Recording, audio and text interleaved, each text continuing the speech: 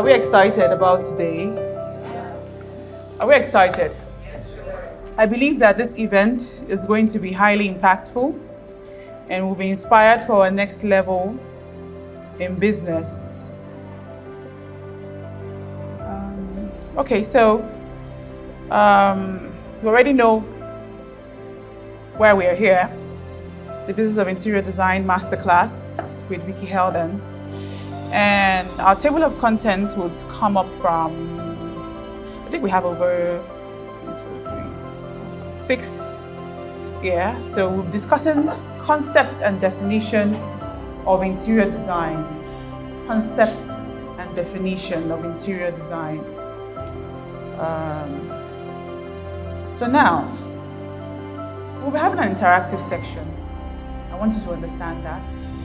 Be prepared for that. And I wouldn't ask you any question that is out of your knowledge or out of your understanding.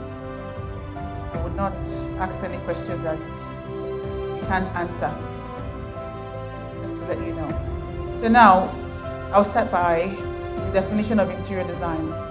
So interior design is simply the art of creating a space that is functional and aesthetically pleasing, with the essential elements like furniture, light, color, decorative pieces. So now I need someone to just tell me what they think, what their own definition of interior design is. Interior design is creating a space that's functional and that suits the individual that you're designing it for, which is a furniture. Can you be loud enough, please? Interior design is the aspect of designing the space that's pleasing, aesthetically pleasing, beautiful, and suits the client or whoever you're designing for. You should be able to reflect your lifestyle or whatever you're designing for. Yeah. That's fair enough. I mean, that's from my own understanding. She wants to answer as well. Sorry. No, you can sit, it's fine. All right. I would say interior design is the art and act of creating a comfortable place for your client.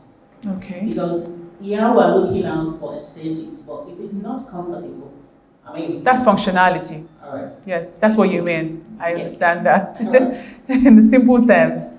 So now, interior design is simply the art of creating a space that is functional and aesthetically pleasing. So it has to be functional. So let's say a space is so beautiful, you get into a room, the room is so beautiful, nicely done, but the windows are short. There are no windows. Have you been to a space, have you been somewhere where a client will say, I want these windows closed because I want a bigger bed? And you're wondering, okay, we can get you a bigger bed. So one thing now is to understand that you're a professional, and then functionality is key. Sunlight is very important. Sunlight in design is very important for a space. So let's say if we have multiple windows, that is when you can shut one for the other, but you can't shut the whole window or just leave one window, because we need air, ventilation, proper ventilation in the space. So that's functionality right there. Another example is when you have a book, like a study. You have a study and it's so clumsy. There's no light in the study. Some studies you wonder, like, there's nothing here, there's no window, no nothing. That's not a functional space. And maybe you have bogus table, the table is not fitting into that particular space. It is not functional. You find out that sometimes you hit your leg on the table. Yes, it's not functional. So now, bear in mind that it's important to know that creating a space involves functionality and being aesthetically pleasing, aesthetics, yes, with the use of furniture, color, lighting, decorative pieces, etc. For a space to be complete, yeah, I just said that now. These two qualities play a fundamental role in design, in space design, as well as the art of interior design. So now we're going into the concept of interior design.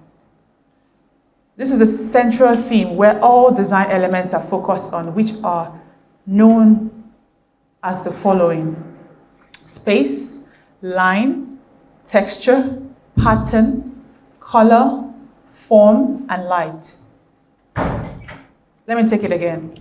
The concept of interior design is the central theme. So now, what forms that aesthetics? What forms that functionality? It has to do with a lot. Space, line, texture, pattern, color, form, and light. Do you understand that? The concept of interior design can also be referred to as a theme that evokes a mood by the strategic use of color, space, and style. So now, let's go to principles of interior design. There are 7 principles of interior design. There are 7 fundamental principles of interior design. So without these principles, you're doing something out of interior design. It's not interior design. So now, you have balance. Balance, harmony, rhythm, proportion, scale, emphasis, contrast, and details. So balance, let's go with balance. This is the art of making sure all elements are arranged evenly so as to ensure that the space looks and feels stable. Items are normally placed in asymmetric or symmetric form or radial form. So now we have 3 forms, basically. We have 3 forms, basically. We have 3 forms, basically, which is symmetric, asymmetric, and radial form. So any space you go into, you always notice 2 or 3 forms, or maybe 1 form in that space. You always notice 1 form, 2 or 3. And these 3 forms are, that's where you have balance. Symmetric, asymmetric, and radial form or radial form. Symmetric is one of the most frequently used approach for balance in interior design. An example of a symmetric space is a set of chairs and mirror facing each other with a coffee table in between. I wanted to visualize this in your mind's eye. So you have chairs, 2 chairs, and a coffee table. That is the normal way. That's the symmetric form. The normal form that you always have, where you have a mirror in the middle, you have 2. It's mostly in the, what do you call it now, welcome area. And the area that you get into before you get into the waiting area or the welcome area. That's where you always have the symmetric designs.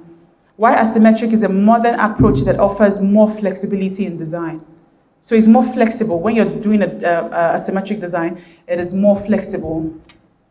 This design simply involves creating a space that is balanced between a visual weight of objects that are similar in size, shapes, and dimensions. A perfect example is a winged chair opposite a large sofa. So we always have this in contemporary spaces. We always have this kind of designs in contemporary spaces. Contemporary spaces where you have just one single chair with a large sofa and a coffee table. So now you have harmony. Are we following? Yes. Am I in line? Okay. Harmony. This involves using colors, shapes, and textures that go well to make the space look nice and coordinated. So now you have harmony. So, you know, there's some times when you walk into a space and you're confused. Has any space confused you before? Am I making sense? Yes. This involves using color, shapes, and textures that go well with the space, that looks nice and coordinated. So coordination is where you have harmony. So when a space is not coordinated, there is no harmony. So you get into the space, you're confused, like, why is this color here? Why is this here? Why is this? You're trying to figure it out. If you're in tune or in line with interior, yes, in interior design. So rhythm, creating patterns to guide the eye around the space, like repeating colors, shapes, and lines. So now rhythm, you know how it flows. Have you gone into a space where you have, let's say, a blue throw pillows, cushion pillows, you have a blue painting, you have a beige chair, visualize. You have a beige chair, you have a rug that has a touch of blue, like a carpet with a touch of blue and beige on it. Then you have maybe a vase that is blue or something. So now this is where reading comes into play. So you get into that space and you use your eyes to pick the colors. Does it happen to you? Like you say, oh, this is this. You just have it in your mental, in your mind. So now that's where reading comes in. Proportion and scale. Making sure everything in the space is in the right size, not too big, not too small. You have to be very careful when it comes to design and execution, because sometimes I want to let you know that design itself is not just about being beautiful. Like you can see a beautiful piece somewhere, maybe you saw a vase or a lamp somewhere that was really nice. It doesn't mean it will fit into that space. Sometimes they wouldn't even fit. Because I've had clients that say, oh, come to my space, I want to see what you can do. I want a large headboard. I'm like, I don't know what you want yet. It's good, what you want is good, it's beautiful, it's nice. They can even show you what they just bought that they are looking to put there. So now your position there is to exercise your authority as a professional. Get into the space, read, understand the space, and understand the measurements. Because sometimes we have bogus things in very tiny spaces. And at the end of the day, you're looking at it, they are beautiful pieces. Nothing is wrong with this thing, but it is not fitting in. Maybe the vase is too tight for that area, that part of the wall, or the plants are too large. Do you understand? Yeah. Can you relate with that? Yes. So this is where you have proportion and scale, making sure everything is in the right size. So if you have a small room, you can get a bigger bed so that you can have the bedside cupboard to fit in. The bedside cupboard has to fit in. Not the one you say, because the clients say, I want a big bed. I don't care about beds, but he will care later. The next thing he will start calling you. I think I need a nightstand. But you mentioned that before because of the space. So now we'll be looking at we're still here, emphasis, highlighting a main feature in the space to make it stand out. So now, perfect example is a sculpture or a painting. So for the clients that love artworks, you see that in hotels a lot. And maybe event places or where you have like exaggerated artworks on the wall. Are you following me? Yes. So now this is where you have emphasis. So now if you want to make everything let's say smooth, just calm colors, and you have this large painting with this splash of colors, abstract painting that just brings out the space. So this is an example of emphasis. Are you following? So contrast, this involves using different textures like smooth and rough. So you have smooth textures, you have rough textures, like dark and light shades to make the space more interesting and aesthetically pleasing. So now we come back to it. Whatever you do, however you do it, let it be functional and let it be aesthetically pleasing. Are you with me? Yes. So now fundamentals for setting up an interior design company. So I get this question a lot. People ask, what do you need to do? Yes, I tell them that talent is not enough. There are a lot of factors that govern this industry, especially the creative industry.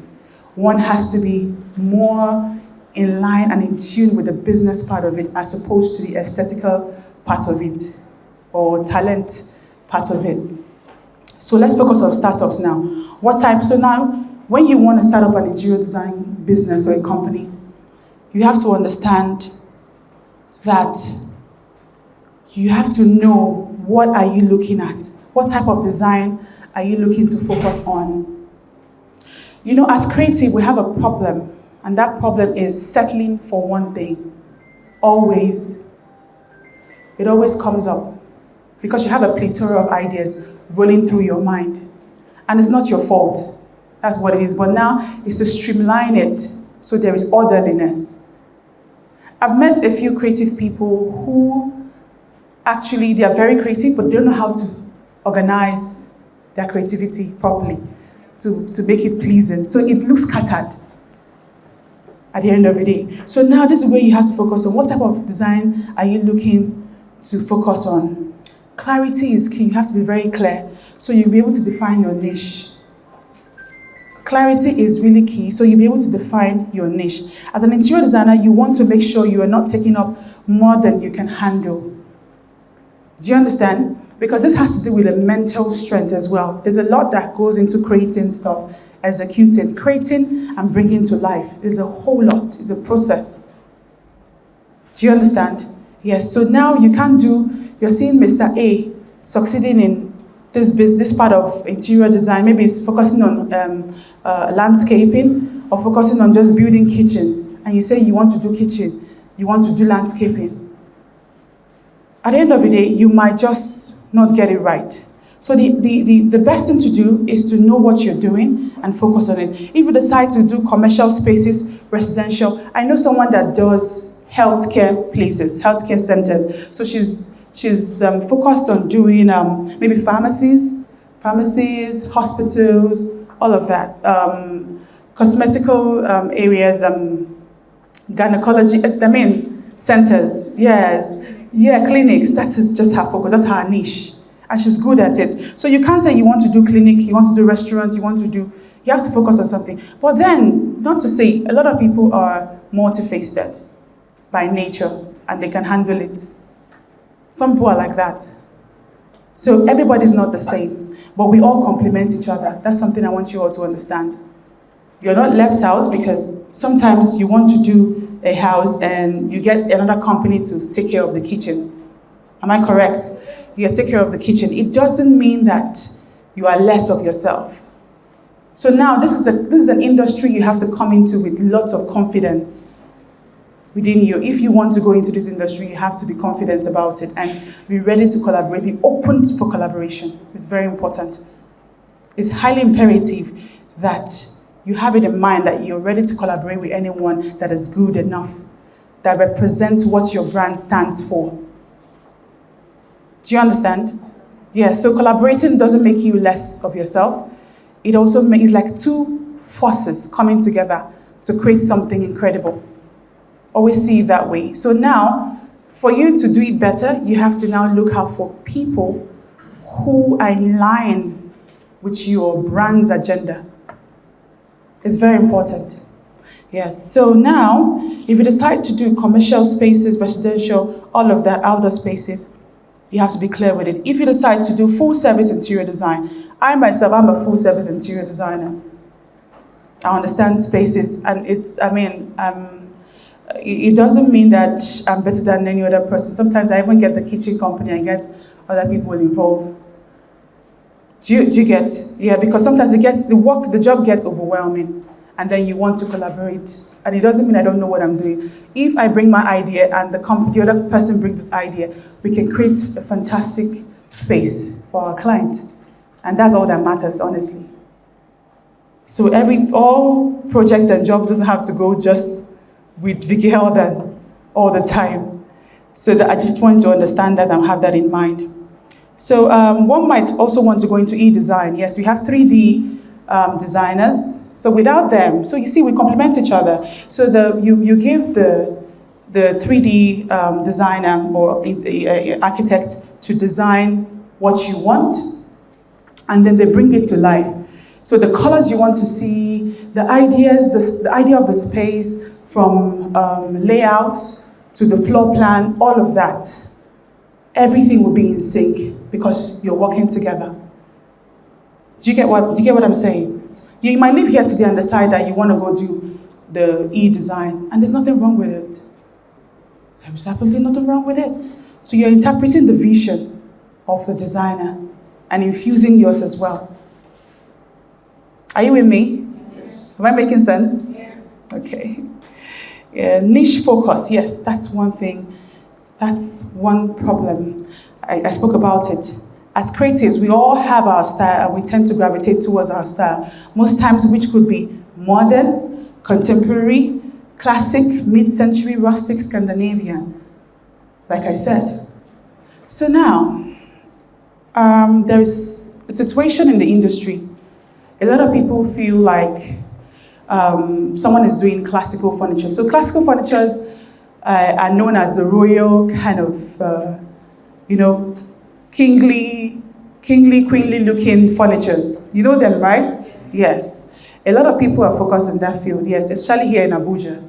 Yes, because I feel like their style here is a bit Arabian, so more like the Arabian Persian style, which is okay.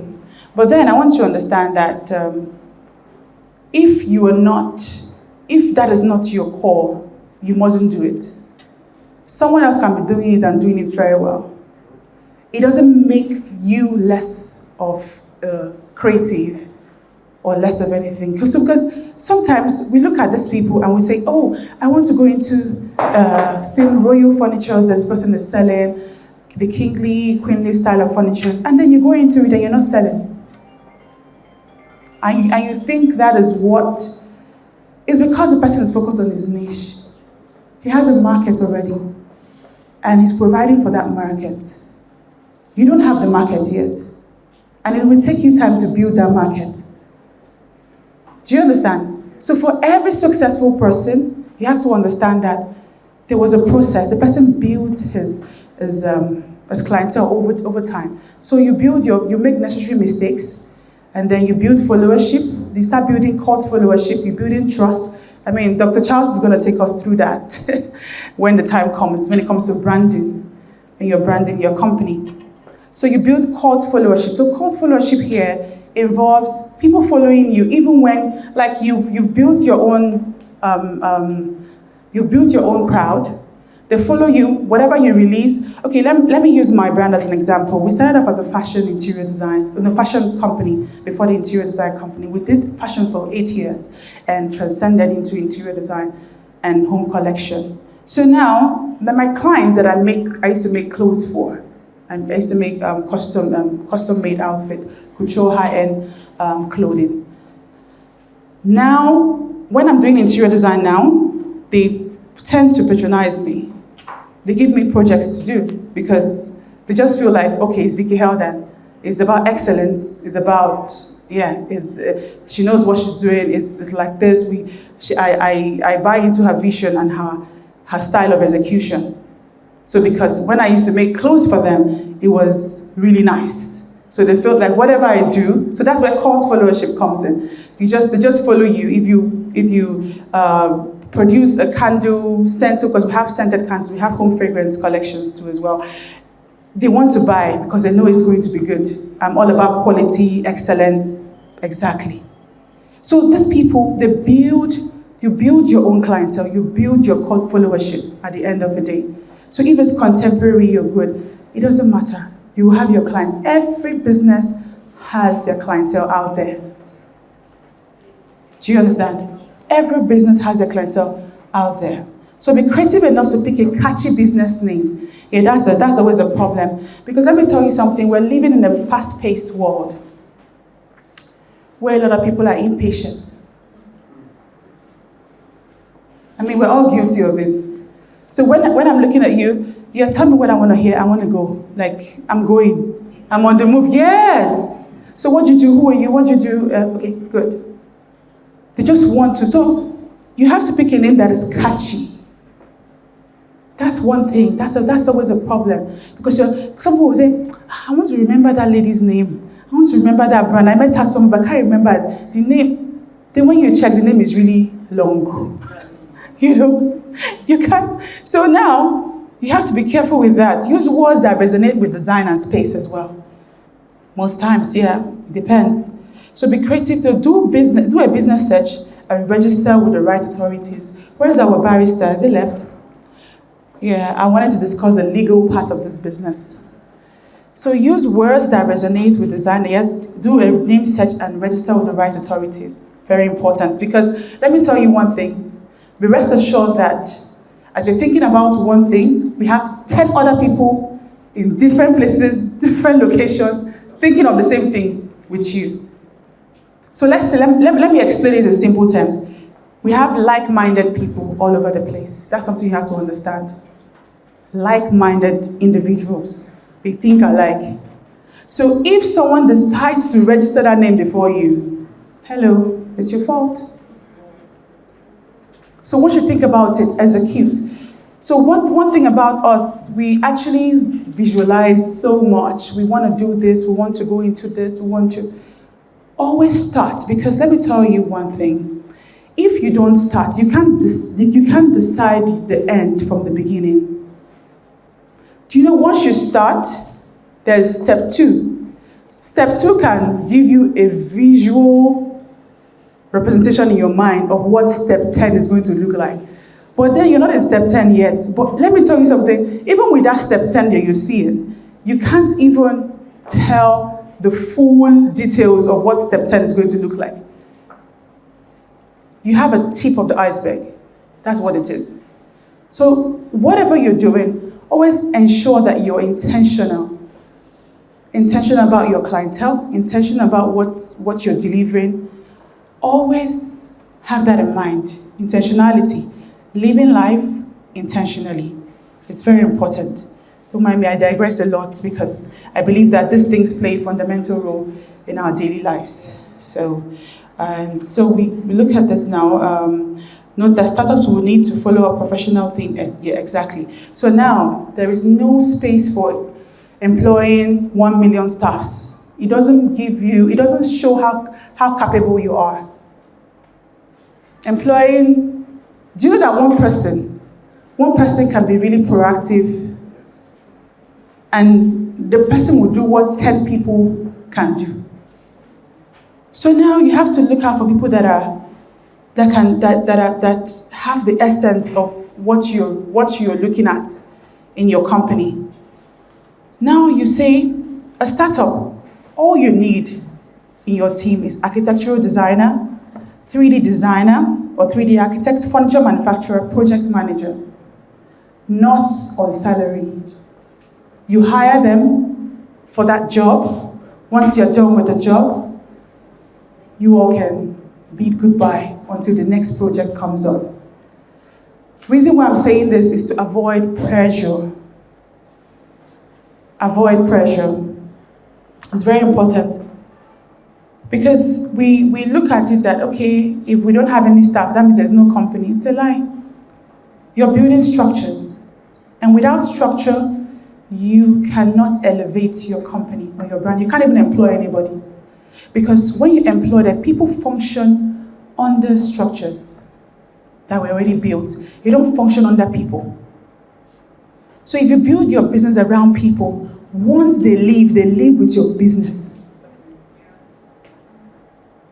Because so now you have to build a standard. You have to build a standard, and then you have to know that you have to be able to afford those fees for employing somebody, keeping them as a staff.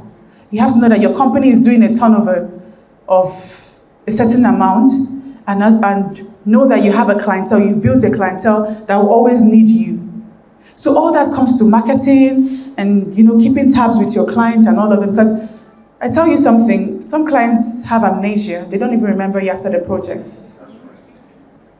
I'll come to that on how to sustain your clientele. I'm coming to that. That's one of the contents for discussion today. So you have to know that you don't need a permanent staff. In fact, the most important staff in your company should be your project manager. Let me tell you why. So once you get a project, you go to the site, get your team, whoever it is that you're working with, wherever they are, call them up, you discuss the project and all of that. Your project manager will be the one supervising that site when you are not there. Because you can't be in 1 million places at the same time. So if you're going to the other side, your project manager will be at the other side giving you reports on what's going on, which is the ideal thing to do. Do you understand? So now understand that you don't need too much. You're creative enough. Now you get people on board who you can pay. Do you understand? Depending on the project, to get them, then you work with them on the project. So they don't have to be fully employed. Like I said, you can hire them whenever you need to, until you develop your company, structure, capacity, all of that in play. This simply explains, okay, so the need for outsourcing too, which is where is what I said. So learn to build your brand organically. When we started interior design, I think for some reason, I read up on a lot of business ethics and all of that. But I knew that I don't want to be under pressure. I wouldn't want to be under any form of pressure. And I just got acquainted with architects that know how to do the job, architects that I admire or what they do, 3D architects, furniture manufacturers that do, because sometimes clients want made in Nigeria and all of that, good quality. I got acquainted with them. And then once I got a job, I discussed it with them. This is what we want to do, this is what I want to do. You get them paid. I actually knew that employing someone at that early stage would have given me serious problems in my business. So I had 2 project managers on salary. That's why I had them on salary already, because I know that this is the key people I need. Do you understand? So this is very important. So learn to grow organically. First of all, you're going to build your brand, and then you're going to sustain it. So I'll take you on the journey on how to sustain your clientele. So startup, project manager, I just said visibility. So now you can't be an interior designer and you have a private page. Please, that is so wrong. You need to be visible on all social media platforms. If you can handle it, get a social media manager that you can afford. I keep stressing on affordability. Yes, because different people for different prices. And I understand that. Some are expensive to some are affordable to some. And this is what we need: visibility, social media page, and post pictures that are detailed. I don't know. Interior designers are not scattered. So you can't be clumsy. You can't have clumsy looking pictures, because pictures tell stories. People identify you with, a client that never met me. I think she called over the phone and my staff gave her my personal number to discuss with me. And she said, your projects look as beautiful as you are. Yes, that's what she said. I'm like, oh really? Is there a thing like that? Does that even exist? She said, yes, they look like you. I'm like, really? So, but I could understand where she's coming from. The orderliness, everything. Sometimes you don't even have to, if you have to hire a photographer to get you what you want, please do it. It tells a lot. One picture can transform your whole brand. One picture, one line of your business, of your space or whatever you do. And also coming back to that, someone will tell me that I'm just starting, how do I start? I don't have clients. Let me come to that. Design your own space. Rearrange your space. That's how you can start. About organic growth here. Rearrange your space. Go to your living room, rearrange your space. Get what you can get, whatever it is. Because I tell people that it's not about expensive, not about the price. Now it's about the placement, the textures, the color. So putting the right colors together can make a home look very rich and opulent. Yes. It's not about, I bought a luxury furniture, I bought this. They are just items. So it's left for you to create what you want to see. So now use your space, design your dining room, take nice angled pictures, take beautiful pictures. Hire a photographer if you need to, hire one. An affordable one that you can pay. And take good pictures of your space, post it online. And you see, you've started. Simple. Yeah. Yeah, you started already. So someone will say, I don't have projects. I don't know who I'm going to meet. I don't know who to talk to. Evidential things, photos always play a pivotal role. When they see your work, they would want to identify with it. Like, oh, this is nice, this is beautiful. I want this, I know you can do. So they build trust with you. Always learn to take the authority as the designer. Take the authority as a designer. Don't let anyone strip you of your authority. Don't do that. Because some clients are they read you. They read your body language. So when they read you and see that you're not confident enough, they will throw anything at you. And avoid showing your client too many options. Show them options that you are comfortable with. Yes, because you're in control. Show them options that you are comfortable with. So 3 options is enough. Because when you start bombarding them with too many options, they're not coming for you for options, they're coming for you for solutions. So you have to look at it from a solution point of view. Yes. That, okay, I'm bringing solutions. So whatever I say is, it is, yes. So they start doubting you when you're throwing too many options, and then the next thing you become the errand person for them.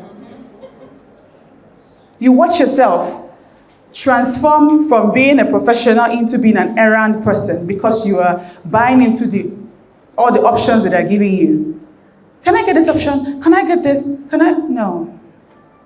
No, ma'am, this is best for you. So now you suggest, you don't impose. I'm coming to that. You suggest, you don't impose. So now, setting your rate. Setting your rate has to do with, especially for inspection. I have friends that call me up, come and see my space. And okay, so okay, I'll send my people to come see you. Oh no, I want you to come. It's okay, you know what, just, we'll send you an invoice on what it entails to view your space. It's simple, because we're not going to trek there. And we don't have, diesels are not running through our veins. Blood is running through your veins. You have to prepare.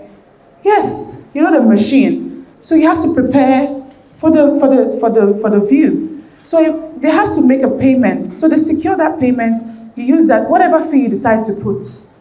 100,000, 200,000, whatever it is. Yeah. So because most times these clients might not end up working with you, and you don't feel like you are being used. Not everyone will work with you. It depends on if you relate with what they want you to deliver. If it's not fine with them, and then they want to pick your brain, because consultation involves picking your brain. That's what consultation is. They pick your brain on what you intend to do at the space. Do you understand? So it's very important that you set your rate. Don't leave anywhere. Don't go anywhere without. Because let me tell you something. Once you stand on your policy, I have a situation going on right now. I've sorted it out already. It's a very good friend of mine. He's an elderly person. So what happened was that we went to see his space, and I told him I'll send you a brief on the 3D. So now you have to charge.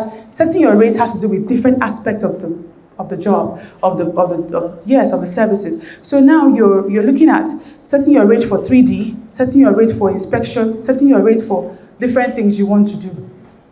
So now I told him, okay, we'll send you a breakdown for the 3D design. I said, for a job that you want to do, for a job that you want to execute, you want me to pay for the 3D? Yes, sir, you have to pay for 3D because you might not work with me. And you are free to use that 3D to execute it on your own terms.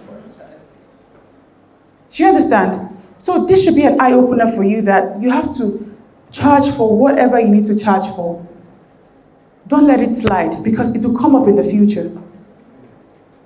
So you tell him, right? So I told him, he said, somebody ready to do it for so amount, and he will do it for free. I said, please, sir, can you use the person?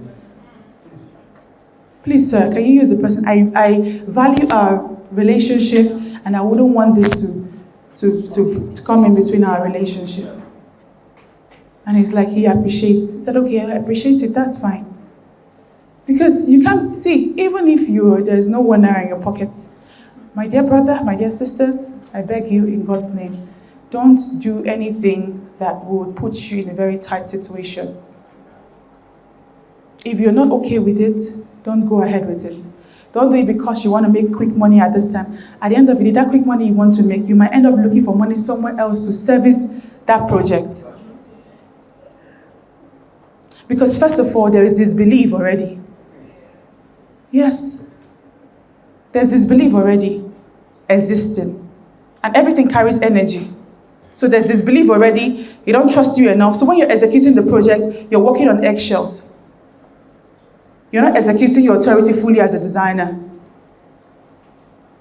Are you with me? Yes. Yes. So now, legal terms and conditions. You have to structure this out. This is very important. Legal terms and conditions. Here, we need a lawyer here. Okay, it's coming back, okay. So now, we have to look at it from this angle. When you give a client a quote, that client has to sign up. Okay, once he agrees with the quote, he has to sign up with deliverables. You give him a quote for deliverables. He has to sign up on that deliverable. Like everything, detailed word for word. He has to sign up. Blue sofa, green this, every detail has to be approved. So once the client approves, you give him a legal document stating that this is what you have picked for this project.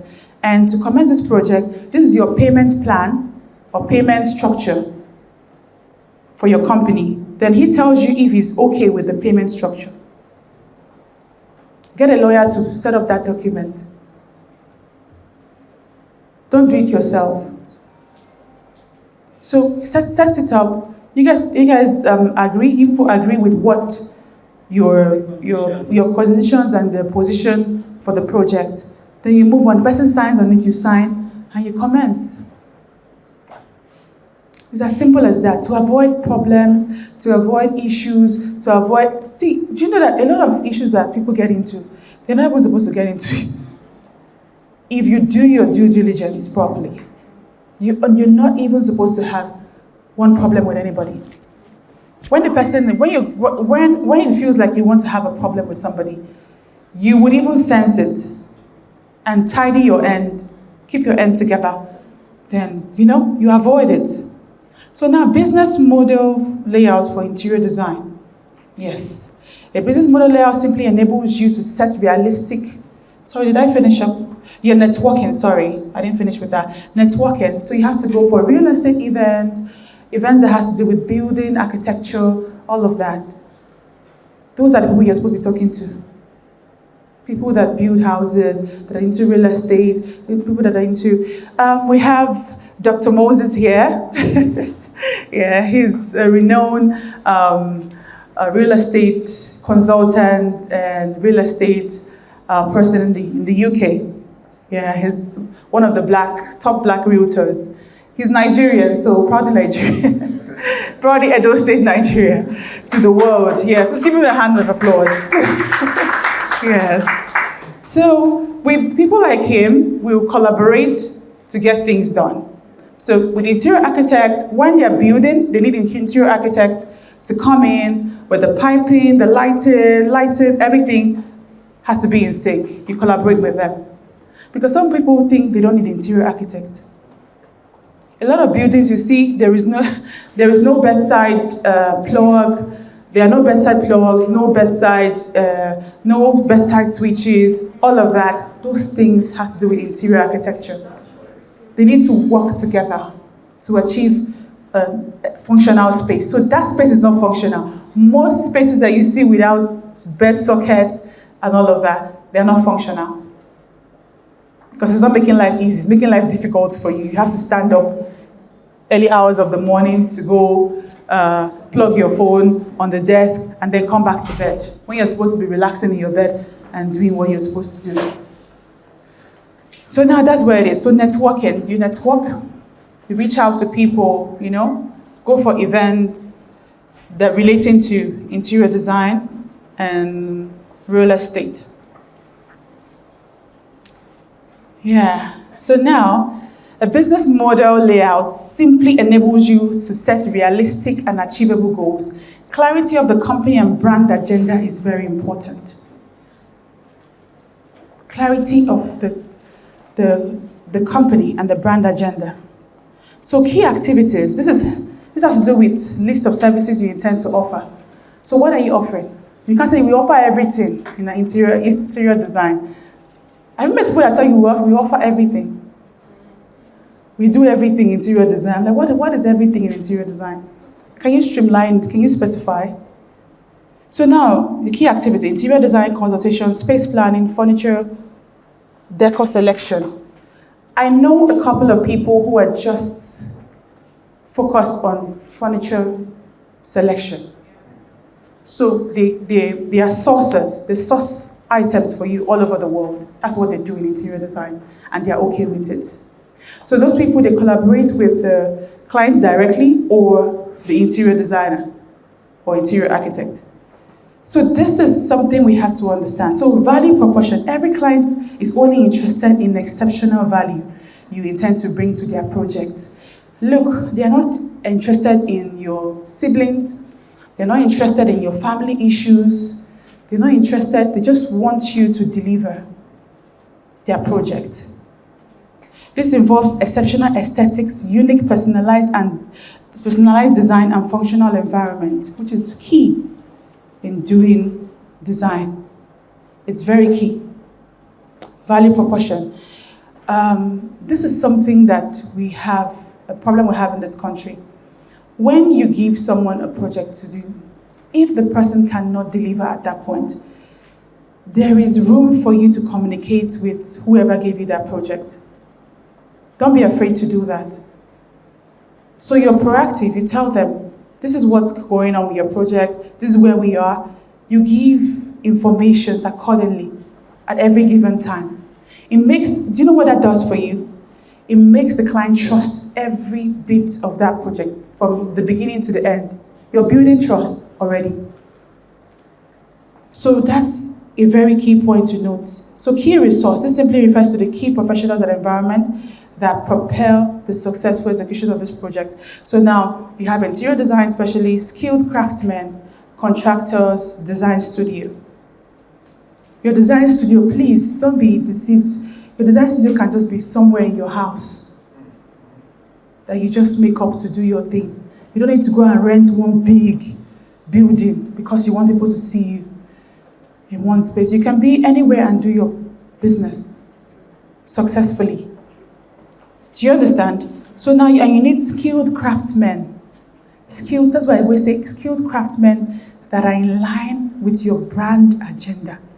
It's very important. So now you look at yourself, what's your brand agenda? Are you scattered? Are you orderly? What are you looking to achieve?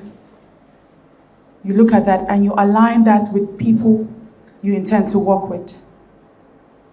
So now you have design studio contractors. So now you have to be in line, you have to communicate in between. You have to be synergetic communication and collaboration within everyone, from the interior designer to the skilled craftsmen to the contractors. Myself, I talk to the lowest staff, like let's say the artisan, the lowest artisan, the carpenter. I relate with them because now there's something that has to do with being a boss and all of that. You want everything done, executed. But as a creative, I believe that you have to be involved in every aspect of design. You have to be involved. If it means you're going to the factory to see how the curve looks, to see if the colors are blending, to see if the textures are aligning, please do it. You're the one with the vision. Yeah, you're the one with the vision at the end of the day. And you know what you want to achieve. You know what you want to achieve. So now that is why you should get involved. You have to be involved. You have to be in sync with everything. From the artisan to the contractors to the executors, everything has to flow. When you have key partnerships, to build a successful interior design company, one has to have key partners to enable the swift execution of projects. So you have furniture, suppliers, decor suppliers, architect, contractors, like I said. You have to have key partnerships, very important. You have to think alike, you have to do things alike, execute alike. Customer segment, this really has to do with who you cater to. In other words, your clientele base should be focused on the following: homeowners, I mentioned it, real estate developers, commercial property owners. Those are your customer segment, people you should be looking to work with. So now, customer relationship entails personal designs and condition, regular project updates and all of that. So now we haven't built customer relationship. I want to let you know about something. When you meet a customer or a client, when they are talking to you about their designs, because here we have to apply emotional intelligence. It's very important to apply emotional intelligence because everyone is emotional. They can tell you, my best color is red. My best color is black. There's nothing wrong with it. That's why you're there. Sit there in front of them to make sure that black comes out well. They appreciate black more. And they appreciate red more. Don't tell them, ma'am, don't you think this black wouldn't work? Don't you think red is not? Because color is emotional. It's an emotional attachment. The love of color is an emotional thing. So people say it out of passion. My best color is green, my best color is yes. It's okay. But then, always make sure that you are listening. You're not talking more than the client. Because let me tell you something. Sometimes you go for a job and you're excited. You get into the room, you sit down, and you guys discuss and everything. The next thing, the person's not calling you again. Sometimes you hear what like, she talks too much.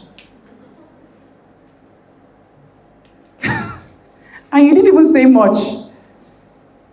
You talk too much. Let them be the one to tell you, what do you think? Is my idea okay? Just listen. You know there's a difference between hearing somebody and listening to somebody. You can actually be hearing someone, but you're not listening. So you end up talking above and beyond and saying the things you weren't asked. Because you want to prove that you're a professional. In fact, yes. You're not paying attention to details. You're just, okay, ma'am, do you think the ceiling would be... They are not interested in that. It's like a doctor. It's like a patient coming to a doctor. You want to listen to every detail to bring solution to that person. At the end of the day, the person is leaving you without a solution. Does that make sense? Yeah. So now you have to listen more. You have to be attentive. And then when you suggest, you don't impose. You don't say, ma'am, this is how it's supposed to be. This is what, no. You can say, oh, black is a beautiful color. But don't you think if we add white to it to have a pop, if we add red to it to have a pop, to make it look nicer? That's it. And they'll be like, oh, yes, I think so. That's it. Everything, it plays a fundamental role in everything. Some people are not in a good mood. Some people walk into your office in a very bad, terrible mood. And it rubs off on you. So sometimes you ask personal questions like, hope your day is going on fine. Hope you're okay. Guess what? That person might just open up and tell you, oh, my daughter is sick. This one, that happened. Yes, allow them to speak. Hear them out and then calm them down. Do you want water? Do you want food? So they can say, oh, I'll settle for water. And then they're in a better mood. You're now with them. You're with them at that time. Because where they're coming from, they're already flaming up and they're ready to do the unthinkable. But you end up calming their nerves. You end up making them, creating a very acceptable atmosphere for them. So that's something, it's a lot of work, I know. Sometimes you're even in a bad mood yourself. Sometimes you're even in a bad mood. You don't want to see anybody, but you have to go. So that's it. It has to do with so much. Then now, when they give you the project or when they give you the job, endeavor to always have regular update, post-project, and after the project. Before and after the project. So now, you can decide to add some form of incentives. Like what I do for my clients, when we finish a project, our home fragrance is always free. It's always free. We don't attach any amount to it. So we put up all the diffusers, everything, scented candle. We do it as an incentive for our clients. That's another way too. You mustn't make money from everything. Do you get? You mustn't make money from every. So if it's just one diffuser you want to put and you say it's complimentary, ma'am, they'll understand that, oh, this is nice of you. Not when you bring a diffuser, oh, ma'am, are you going to pay for it? No, don't do that. Because there's something about gifts. It leaves a memory. It sticks when you give it to them. So when they're looking at it, they're like, oh, the designer gave it to us as a gift for after the project. Then post-project, you can align with that client and tell them, okay, can we have like a maintenance for 6 months, every 6 months or something, just to keep them with you. That's a way of keeping them with you, because some clients will not come back, even when your job is good. The job is good, they are used to trying different people. They want to try different people for the next project. So now when you're keeping up tabs with them, okay, did the sink, how about the room, how is everything, the bed, how is the color, is the fabric still okay? You can offer fabric cleaning. Get a cleaning company to clean the fabric 6 months. You give them a bill for it. They are paying. It's a service. It's after service plan. You should have that too. You should have that after service. You should have that for maintenance. That's a way of keeping your relationship with your client, and then, for further jobs. So cost structure, design fee and salary, all of that. Material procurement, costs, marketing and advertising expenses. Yes, advertising is a big deal now. Especially online, offline, however you want to go about it. You have to understand that all those things have to be put in play. If you do a project and you want to upload it on your Instagram, your Facebook, whatever, you want to advertise for more clientele, depending on the region where you are. It's important to know that advertising expenses, rent, utility, all of that, put that into play when you're costing. Do you understand? When you're costing, you have to put that into play. So now, in terms of costing, your cost structure, I want to discuss this. This is something that is always confusing all the time. A lot of interior professionals always have a problem with costing for their company, for projects. I tell people that when it comes to a space, some people can call you over the phone and ask you, oh, how much will it cost to do a 3-bedroom? Hello, there is no fixed price for a 3-bedroom. There is no fixed price for any space at all. No fixed price for any space. So it depends on what you want. You can go to a client that tells you, okay, by the time he lists everything and the kind of quality of things that he wants, maybe he wants like a top-end item. Some people furnish their 2-bedroom with $2 million, $1 million, because of the items that are inside that space. So you can't compare that and say, okay, there's a fixed amount. It has to be like this. No, it depends on what you want. You cost according to what the client wants. And then when you're costing, because you might end up using Peter to pay Paul if you don't cost properly. So what I do, let me tell you the technique that I use. If this chair is 100,000, I'll put the price there, 100,000. So what happens is that at the end of it all, we put a total price of that item, and we charge 25% of that total price. Then we add it up to become the grand total. Do you understand it? Are you with me? I should come again, right? Yes. So now let's say you have this chair, these 2 chairs now. You're supposed to give it to a client for 100,000 each. That's 200,000, right? Then that's the total of 200,000. So 25% of 200,000 is what you should charge as your service charge, yes.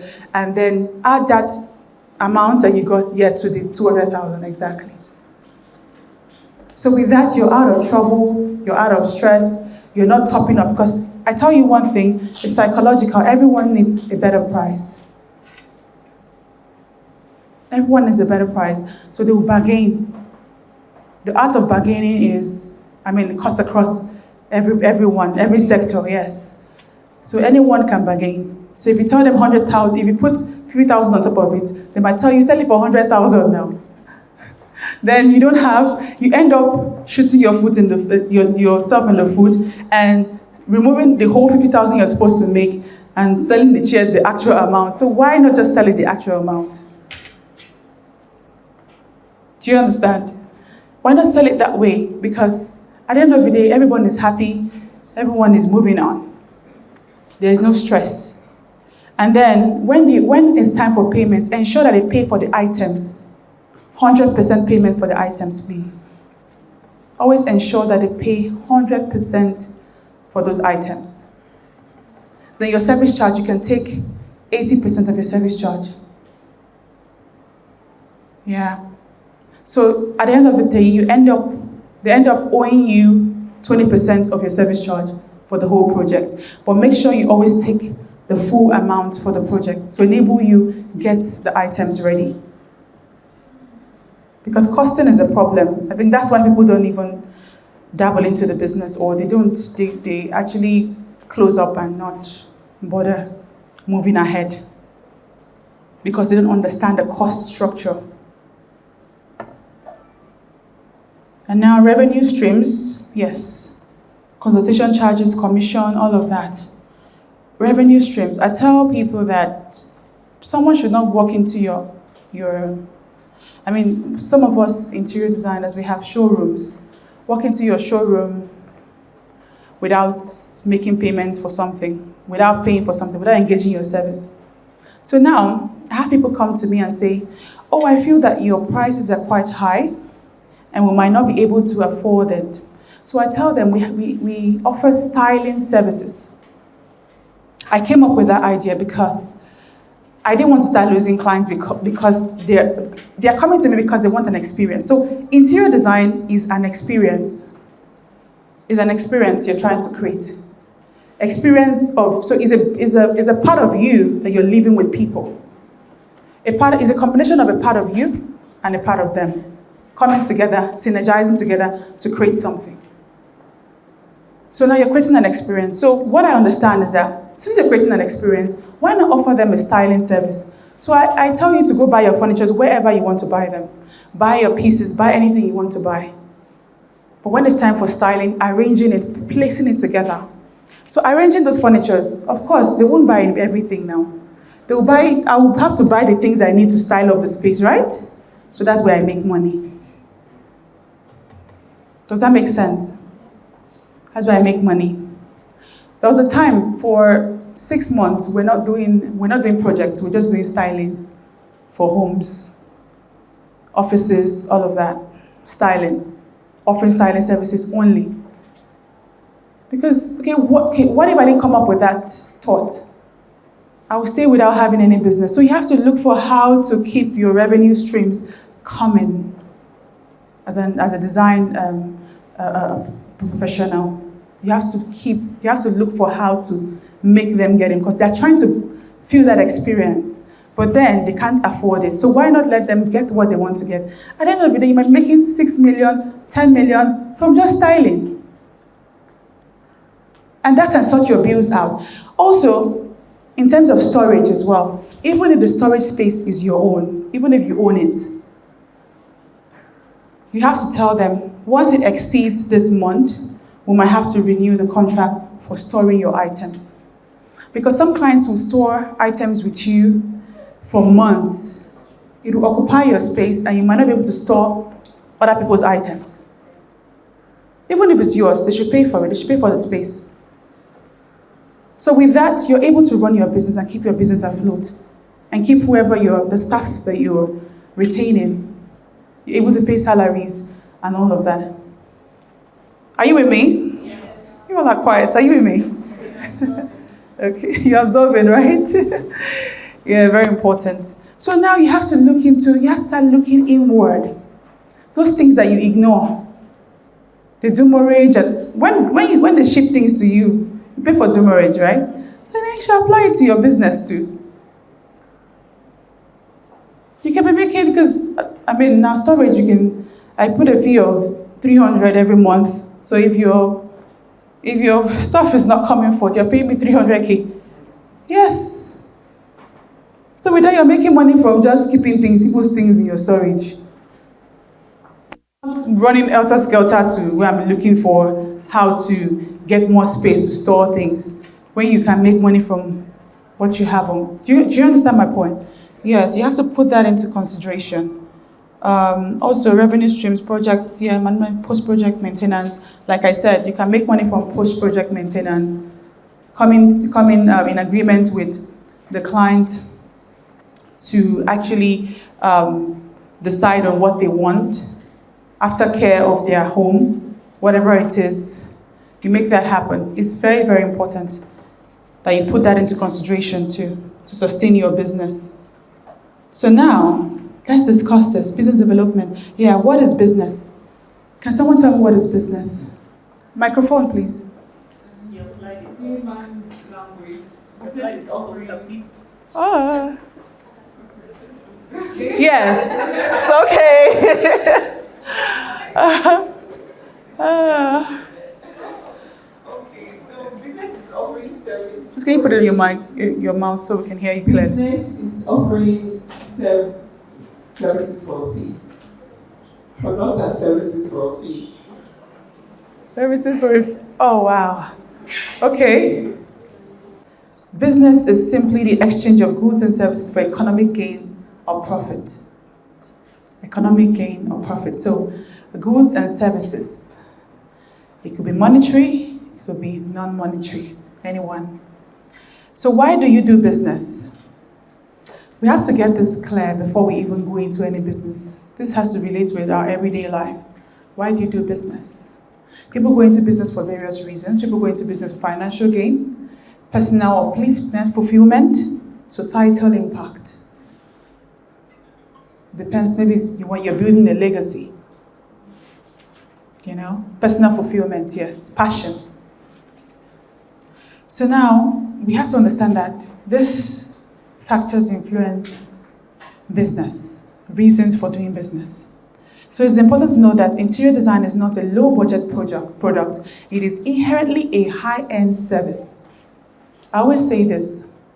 Interior design is like getting somebody to design your space without your help. Just like saying you want someone to clean up your home without your help. You can clean it all, but you want someone to do it thoroughly and do it well, professionally. And you're paying for that, and that can't come cheap. You understand? It can't come cheap because it has to do with exchange of ideas, depth, experience, all of that is coming into play. It's a lot on the plate. So it can be expensive. It can't be cheap, yeah. It can't be cheap. It has to be. It's expensive. It's not a low budget service. Yes, it's high end. If a client is on a tight budget, then hiring an interior designer is out of the equation. I always say this. If you're on a tight budget, do it yourself. And now this comes to, I know people are saying that artificial intelligence, all of that. Artificial intelligence is a compilation of data from people like you and I. Do you understand? And then it's okay to have artificial intelligence, but then it will limit your creativity. So now your creativity is banked on the idea, the ideology of other individuals, and not yours. Do you understand? So now you are now trying to do things based on what they have defined and not what you have defined, because you are a creator. So why then will you rely on another creator? So why not become, now the design is not original. So when people say, what are you even doing? I'll use AI and all of that. It's as good as you using, because when the design is customized to you, it's customized to you. That's where the word for luxury comes in. That's my own definition of luxury. It's timeless. So now I'm offering a timeless service. So if you want to do AI, you want to do good for you, then I'm not AI. I'm not, yeah. So you don't want something customized to you then. Do you understand? Because I'm saying this because I know people will come across other individuals who will tell them, but AI is there, I can design anything I want. Fine, AI is not me. So if you want to go by direction of AI, continue. But then that's not the way to go. I'm telling creatives, I think AI will do more harm than good to us. That's what I feel, as creatives. Because it will limit you. And as a creative, you're not supposed to be limited. You have to be limitless at the end of the day. So now, it is important to know that interior design is not a low-budget product or service rather. Always remember that professional interior design is something that costs money. It isn't going to suit all clients and all budgets. So define your niche. Try and understand that this is the person these are the people I'm working with. Some people come to you, say all they want. They might not be your clientele. They might not be your client because they will want you to burn out. And at the end of the day, you're suggesting, they're pushing you, because we're all emotional beings. They are pushing you to say more than you can even say. More than you're supposed to say. Do you understand?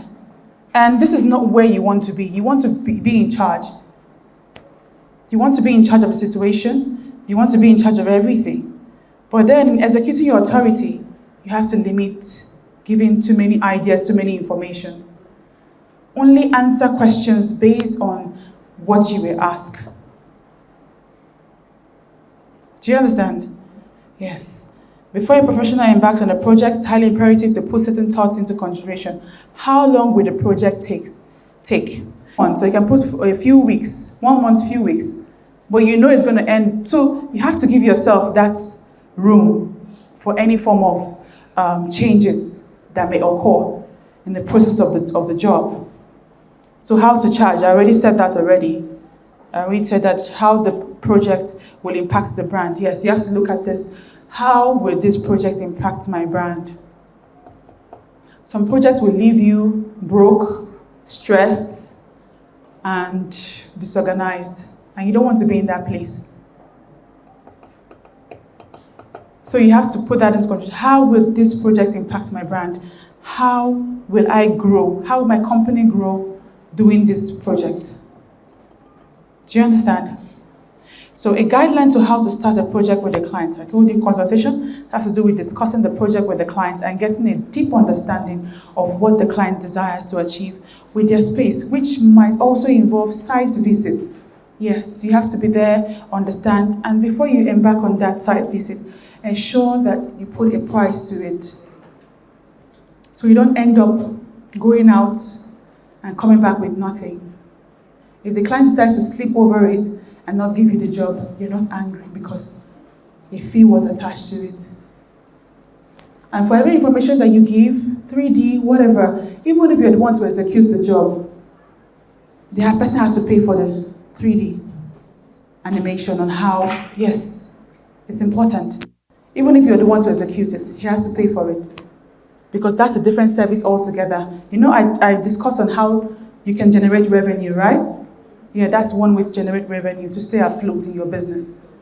Because if you keep giving 3D to everybody that comes around you, you waste your time at the end of the day.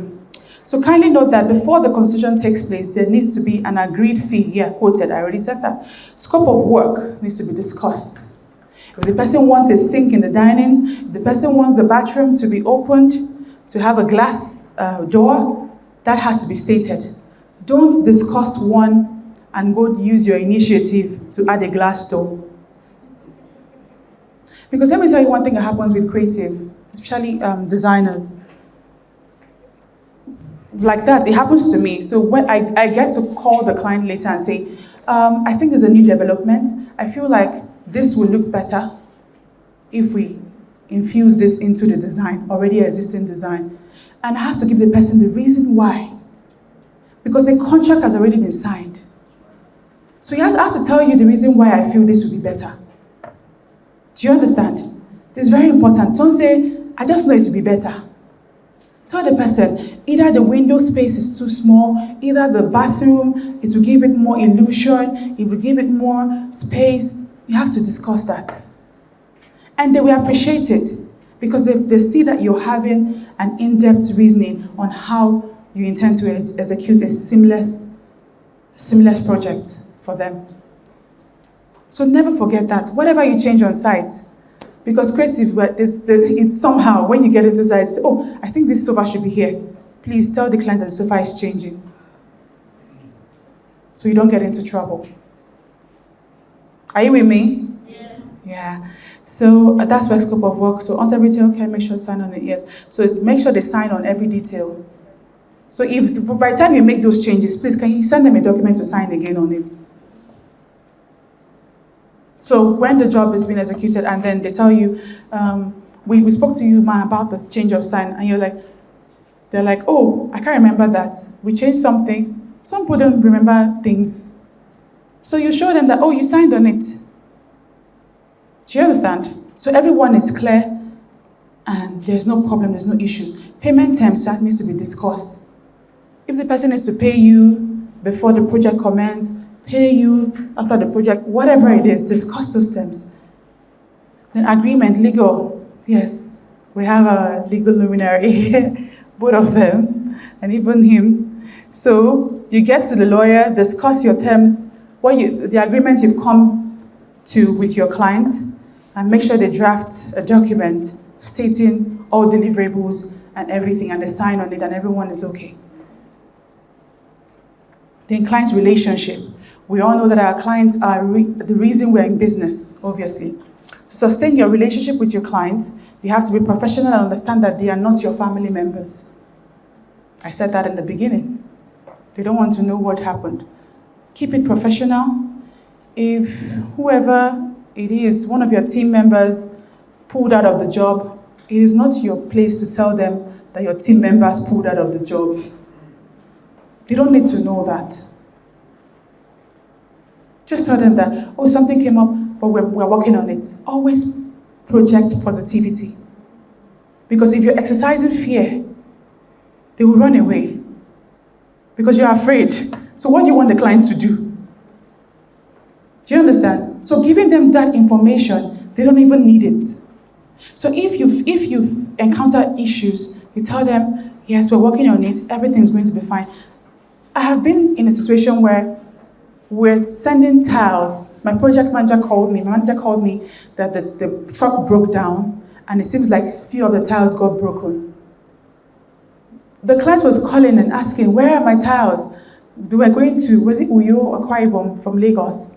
Where are my tiles? I kept assuring the client that we'll get to you. I will shout on this phone, where's the next vehicle? Where's the next, get a truck, get a new truck. What's happening? And I'm talking to the other client on the other phone. Oh yes, everything is all right. Everything's under control. You will soon get your items and all of that. They're at peace. They don't want to know what happened. Don't tell them. They're not interested. Whatever, the shipment didn't come in on time, look for another way. That's why you're there. Then after the project and everything, you can now tell them, do you know that this truck broke down? Do you know that? You say, oh, you went through all of this? Oh, sorry. They will tell you sorry. They will tell you sorry. Like, oh, I didn't know you went through all this. I said, but we have to do that too. That's what we stand for, to deliver to you. to make sure that everything goes on well. Next time, when they want to refer someone to you, they'll tell you, oh, she goes over and she does everything to make sure that you get your project, you get your space ready. That's where I'm coming from. Don't tell them who is sick, your son is in this. They don't need to know. It's not important. Yeah, the technique for a sustainable relationship with your clients is simply applying emotional intelligence at all times. Make sure that your client never leaves you in a bad mood. If they come in a bad mood, make them leave you in a good mood. When you speak to them on the phone, make them leave you in a good mood. Try. Listen more than you speak. Never condemn their choice of color. I already said that earlier. This may put them off. Always suggest, never impose. Be sincere with your timelines and what you can deliver. If they tell you they want the wardrobe to be 10 feet tall, if it can't happen, please tell them it can't happen. Be honest. This will sustain your relationship with them. Because one thing they will tell you is, she's always honest. He's always honest. That's the truth. Then now keep your dealings with your clients confidential. So if I have a project with A, because people ask me, who are your clients? I'm like, confidential. I can't tell you my clients, who my clients are. Do you understand? No matter what, you sign keep it confidential. Because anything can happen. People can talk and then they end up having a conversation about your company, and then next thing you're losing that job and you don't know why. So try to take up every job, especially when the scope of work doesn't match. Yeah, try not to take up any job when the scope of work doesn't match the budget. So every job you're executing should match the budget. Please, it's highly imperative that you know that. Every job you take should match the budget. If possible, the budget should be higher than the job. Yeah, I'm not against that. Taking up, so if any changes may occur, you can decide to use funds from there to make the necessary changes. Of course, why not? Taking up every job, yeah, to remain affordable and relevant is a wrong approach. So you mustn't work for everybody. I want to stay this, I want to stay relevant, I want to be busy. You can be busy doing nothing. You can be busy running into debt. You can be busy running into debt. And you're asking yourself, I'm so busy, I'm getting jobs, I'm getting booked, but you are busy running into debt. You're using Peter to pay Paul because you're underquoting yourself, the budget, everything is not aligning. And then you're struggling with business, but you're busy. Then someone that does one job in a year or 2 jobs in a year is relaxing. You see them, they're not doing much, but they're making money. Because they've structured and defined their niche and their target audience, as well as their market. Taking up every job, yes. Yeah. Affordable, yeah. The truth is that clients can sense when you are desperate and they capitalize on it. I said that before. They can sense it and they capitalize on it. The next thing, you're giving too many ideas. The next thing, you become an errand boy and errand girl. You came in as a CEO, you're leaving them as an errand. You're leaving them as an errand boy and an errand girl. How do you explain that? It's from your disposition. It's from your body language. So they're looking at it, okay, like this guy doesn't know what he's doing. They're putting ideas in your head. So when you stand for something, stand for it. Ma'am, this color is going to be better, and that's what I think as a professional. You say that, and that's it. Simple. So avoid giving your client too many options. I said that before. You look unserious, and they strip you of your authority as a professional. Endeavor to make the right decisions and the right choices. Partnership and collaboration is essential for your business as an interior design professional. You need to utilize this at all times. As you grow in business, you need to collaborate with like-minded companies and brands to propel growth and development. Yes, and always. And does anyone have any question? So much. Thank you too. It was very insightful. My name is Engineer Christabel. Okay. So I have a couple of questions, and it has to do with listening to you and what I've practiced so far. My first question would be, how do you get clients to involve you from the start of your projects? Let me give you an example. So I had an Airbnb that was 28 rooms. Yes. Get done. Okay.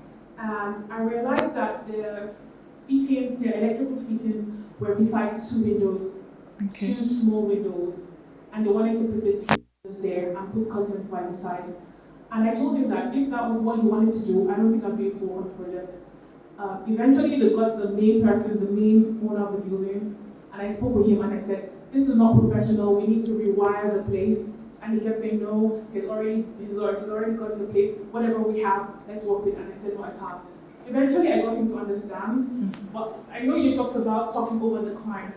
It's just really very well looking, designing, like having this TV in between two curtains for an Airbnb or a hotel.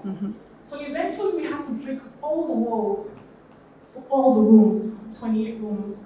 So my question here is, how do you get clients to get you on board when the project is starting? Not when it's ending, because it was a lot of work, there was a lot of money he had to spend again to make sure we break the walls. Okay. How do we get them? So my question is now, did you know him before the project kicked off? No, I didn't. Okay, so that's where it comes into. Because sometimes when you meet people when they are halfway gone or they are done. So now when you're coming as a professional, you're seeing all the errors and all the fault, and you want to correct it because it is what's supposed to be done. So now, with that kind of person, because you stood your ground by letting him know that what the existing design is wrong and needs to be reconstructed, I think that's what made you get that job. That's what made you get that job. Because if you had agreed to whatever it is he has there already, because the honest thing is to be honest enough. Be honest enough and you stand on it. Then that's why he was able to commit with you. You already answered the question yourself. Yeah, you already answered the question yourself. But then moving forward, it still boils down to professionalism and standing on your authority as an interior designer or interior architect or interior professional. It boils down to that. Anyone who will work with you will work with you. Because they could sense the professionalism at the end of the day. That's what I keep saying. In as much as you yearn for that job, never strip yourself of your authority. Yes, that is always a problem. Once you strip yourself of the authority, you might just buy into whatever they want and you just do their bidding as opposed to doing yours. You know this thing is wrongly placed, you let them be because you want to stay on the job. No. Yeah. Hey, you want us to ask? Okay. Yes, 2 more questions. Okay, that's fine. Sorry, No, it's okay. That's why we're here. Okay, so secondly, my second question would be, like when you mentioned, I think it's something for all of us to learn as well. Yes. I had another job and they said another Airbnb and he said his color was green. Good. And I thought it was awkward. Okay. To have green curtains. Okay. And green center walls all over the place. And I kept trying to say, it's a hotel. You need something like black, brown, check out one, check out Hilton. We need something. And then they're like, this is what I want. And I'm like, okay. It was very difficult. Green is a very difficult color to work with. Yeah. So in times like that, it was really, for me working on the job. But times like that, we had to start importing stuff from Turkey. Some other stuff from Turkey, new designs and all. Times like that, what do you really do? It's not like you really want to talk over the clients, but okay, let me come with that. You know there are different shades of green, right? oh yeah. Good. So now, you would rather work with the green that suits well with you. every creative, every designer has a color that suits well with them. So now she's wearing a green shirt, but there are other. Please, can you stand up, please? We're in the class. That's fine. She's wearing a green shirt, and you have 3 tones of green on this shirt. I'd rather pick the darker tone. Do you understand? But it's green. So as long as the person has given you an idea of the color, it makes it easier. I went to see someone and said, I don't know the color, I don't know any color. Just do anything you want. Huh?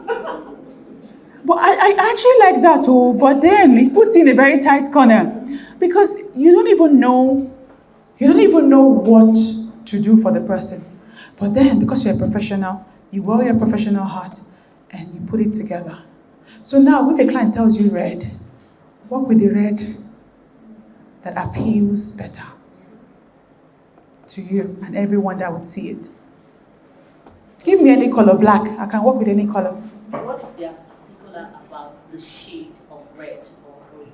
Okay, when they are particular, you let them know. Yes. Let me tell you what happens there. When they're particular about red, green, or whatever, yeah? So you put that particular color, use those colors as accents. Yes. Use those colors as accents. Because sometimes it's a bit too loud. The colors are a bit too loud. And you don't want to look like you walked into a shrine.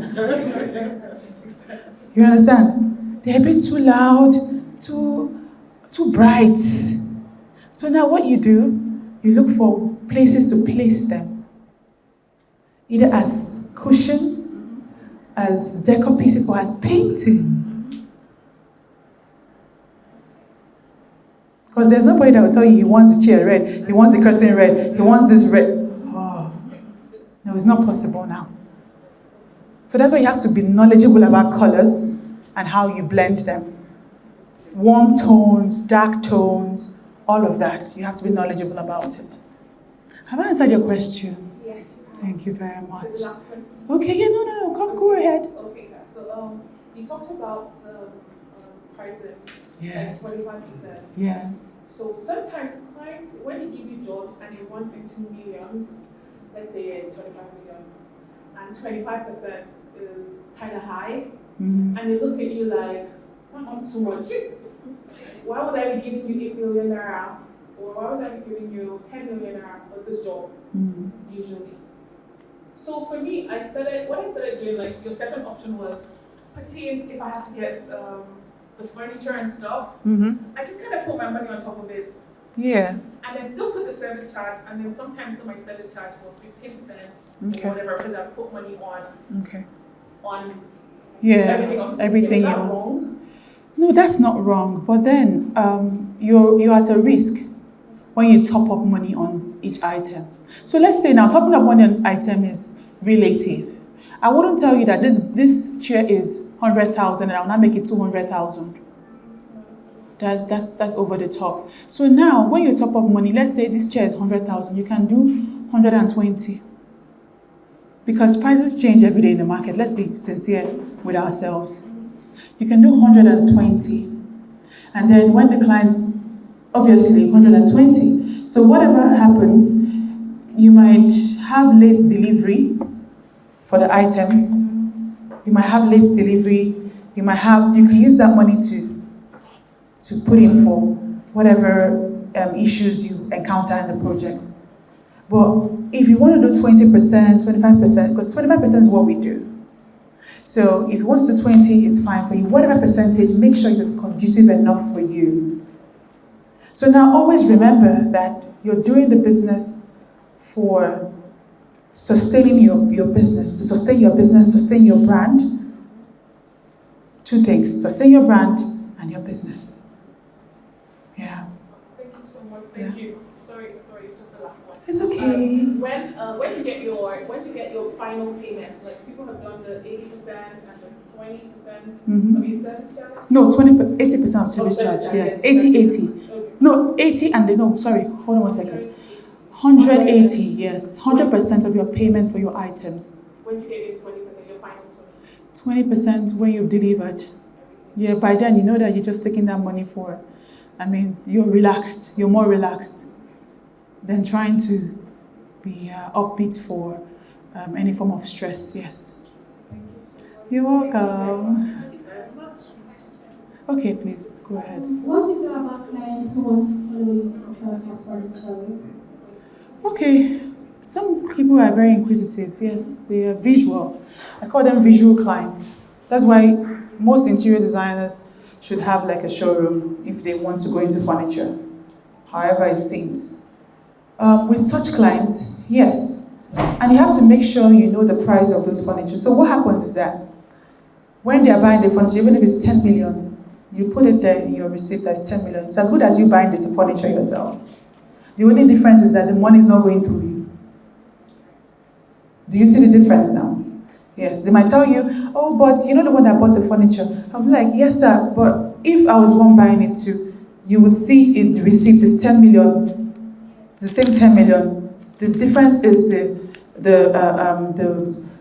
exchange or however the money was sent, either directly or indirectly, either through me or through the company. So you get details of everything they picked and put it as a service charge. Because you're going to be working with those items, won't you? Are you going to get a robot to work on them? Of course. So you're going to work with them, you're going to design with those items. So why not? So every item they buy, you have a percentage on it. You put it all together. Okay, you just bought items worth 100 million. Okay, my service charge is 25% of this 100 million. You put it there. Simple. And you also mentioned like there's the need for like furniture sourcing. Do people actually make money off that? Yes, you collaborate with interior designers for that. Yes, and people for the personal use, clients that want to use it for personal, but interior designers collaborate for that. So when you have the talent to source pieces, you source essential pieces and people would actually locate you for that. Yes.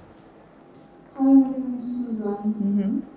So I wanted you to throw more light on the collaboration aspects of collaborating with other interior, because I feel like I'm actually a beginner. I just finished interior school about a month ago. Okay, congratulations on that.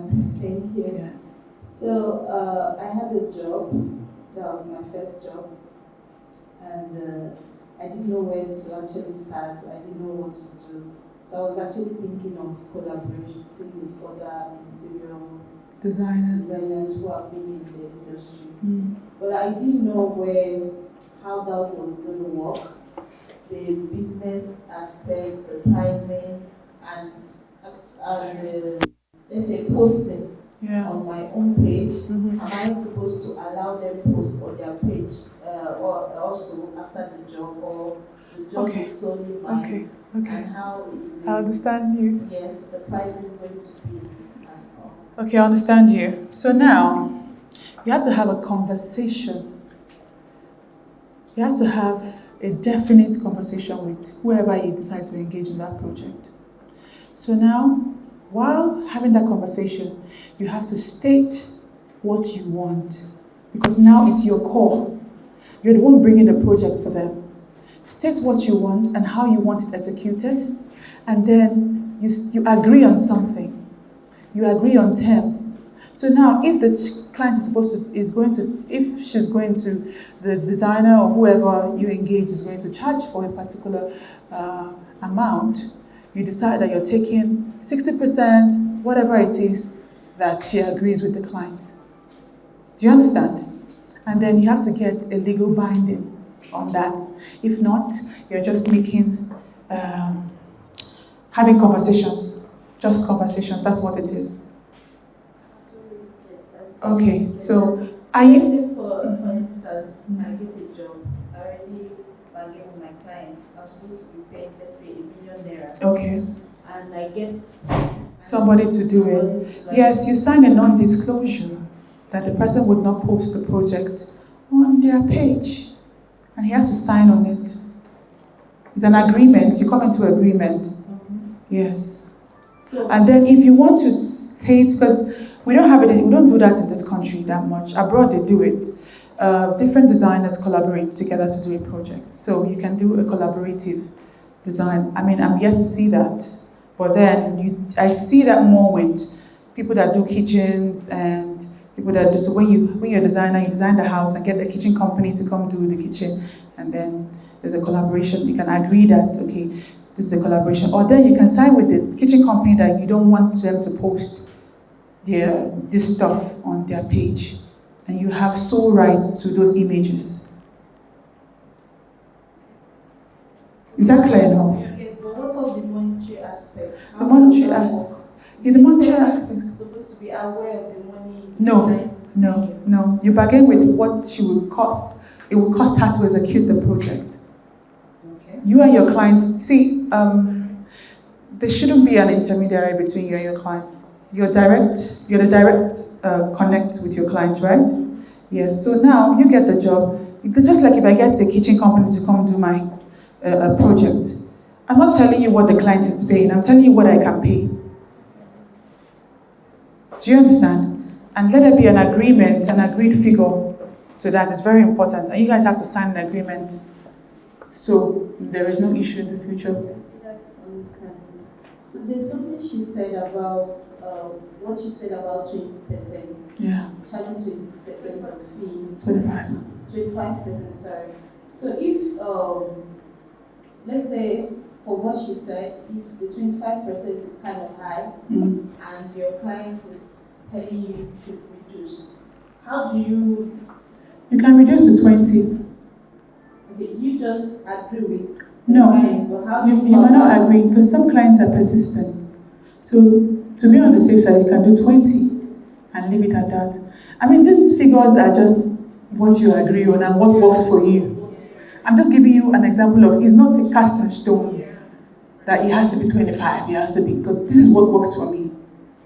I know the reason why it's like that, because once they pay you service charge, because what I always tell my clients is that you don't want me to be calling you up once this vehicle breaks down. Because things can happen, anything can happen during the execution. So about when it some of the times for my service charge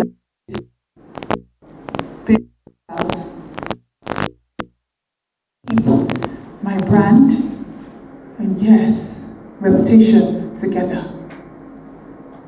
Do you understand? So you do what works for you. You know the back end of the business. They don't know.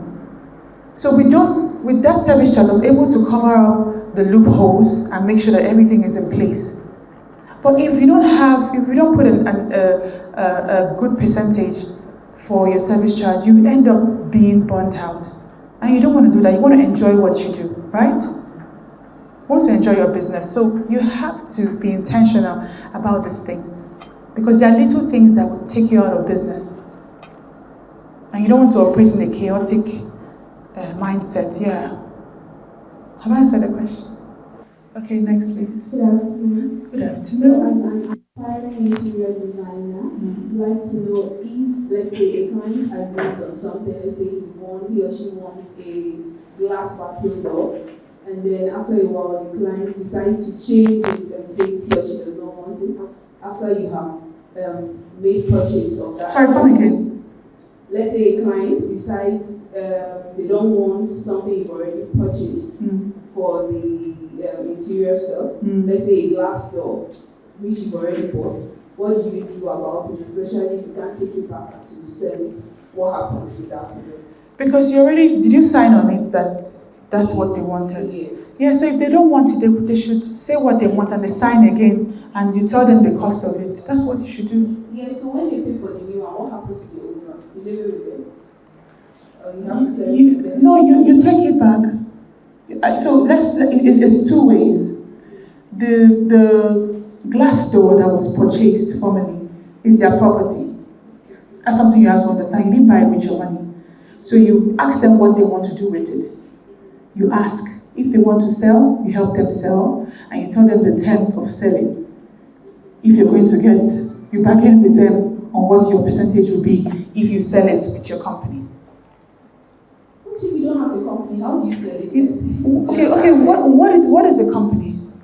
What do you call a company? Yourself, what you started, the business. Who are you? Okay, you're the brand. So why were you employed in the job? Because it is you. You are the one executing the job, right? Yes. You have to execute the job. Then at the end of the day, you will be the one to sell it. The same way you got that job and executed it, you will sell it to another client. Okay. Or is that the only client you want to have? No. Okay. Okay, my question was, you said other means of making money. Yes. That you can charge for Storage. Styling. Styling. Yes. So you said they can buy everything, And then when it comes to styling, there are things that you will need. But if they are asking you, hey, so we want to buy this, we want to buy this, what else should we buy? They want to buy everything. no, you can't buy everything yourself because they are bringing you. So now you have to exercise your authority. That's where I'm coming from. So they don't turn you into an errand girl. Do you understand? You want to buy everything. Yes. So they won't turn you into an errand girl. You have to be careful. So that is the psychology of it. And they could sense if you're not confident, when you're not confident enough. So now you tell them, you're employing my service as a stylist. Allow me to buy the items that I need and how I want it. Because I have a visual mindset on how I want to execute this project for you to like it. I mean, you sell. You have to be a salesperson. Yeah, because I've had an issue like that before. Because the place is in Kaduna, I was there and it wasn't palatable for me to go back there. So it was just, oh yes, okay.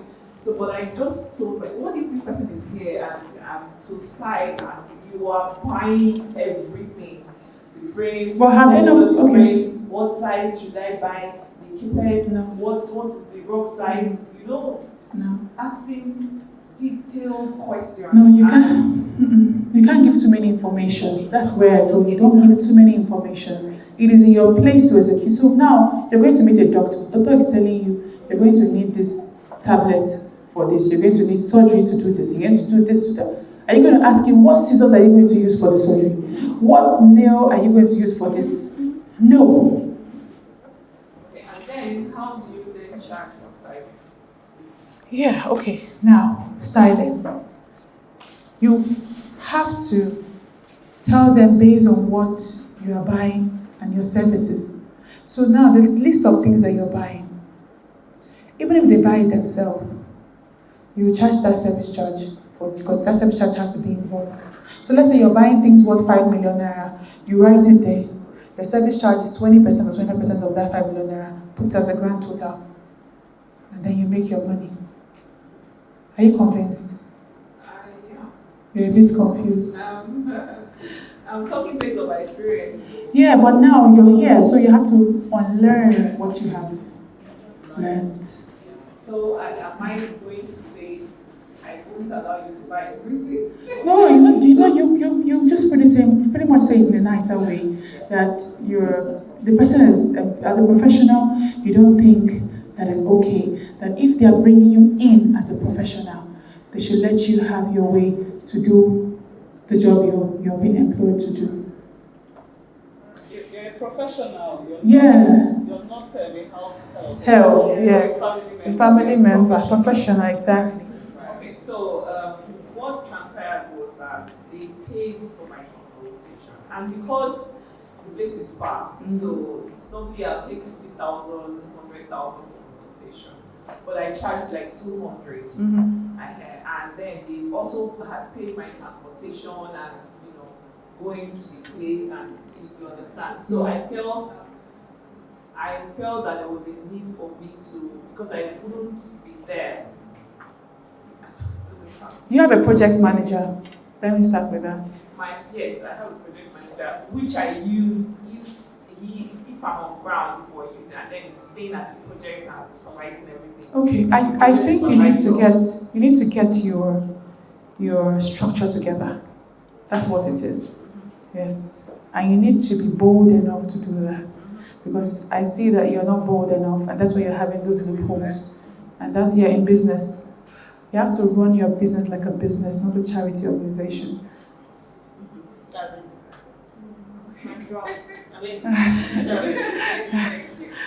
Okay. All right. Please, last question, please, and let's would move to the next stage. Yeah. Go ahead. You pay the lawyer because you are the one insisting on the legal documentation, not the client. What if it's quite pricey? Maybe from experience. Okay, that's why your service charge has to be very reasonable, so that you can cover up all those things. It's part of service charge. Service charge doesn't have to just do with, service charge has to do with transportation, miscellaneous, so that's part of miscellaneous. Jackie? So what if it's a small project and the legal still is high? Like, I don't know. Okay, I don't know why you should take it. Depends on what you call small projects, though. Let's say maybe a 5 million. Yeah, 5 million. It's still money, but then you have to look for a lawyer, as long as it's a lawyer that could work with you. So now I keep insisting on affordable, what you can afford. What you can afford. I keep insisting on that. Don't go for what you cannot afford. Don't go and get a son to start doing legal agreements for you. I didn't send you. All right.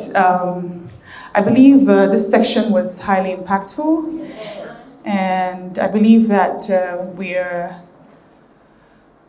geared up and we are fired up for our next phase of business in the interior design industry. And it will be my joy to see you all excel and grow in your various businesses. Thank you very much for having me.